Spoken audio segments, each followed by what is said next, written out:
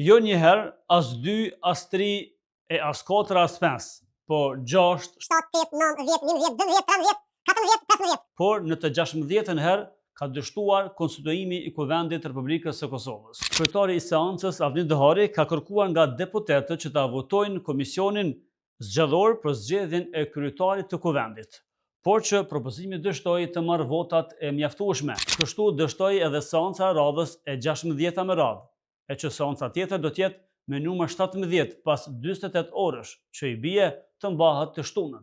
Ky dështim është pjesë e një ngërçi politik në vend që ka vazhduar bllokimin e formimit të institucioneve të Kosovës.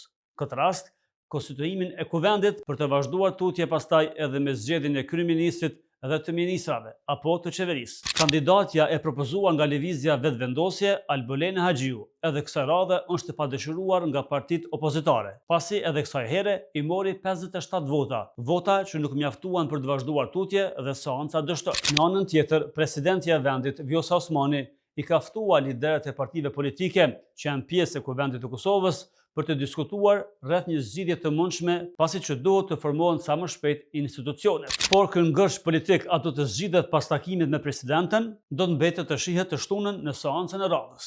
Në takim të presidentja Osmani kanë shkuar lideri i lëvizjes vetëvendosje Albin Kurti, ai i PDK-s Memri Krasniqi dhe ai i LDK-s Lumir Abdixhiku dhe kryetari i AK-s Ramosh Haradinaj. Presidentja e vendit Vjosa Osmani një ditë më parë ka thënë se do të vazhdojë takimet me përfaqësuesit e subjekteve politike për të gjetur një zgjidhje për konstituimin e Kuvendit. A kena me pas kryetar ose kryetare të Kuvendit? A kena me pas një zgjidhje të ngërçit politik pas takimit me presidenten? Shihemi të shtunën.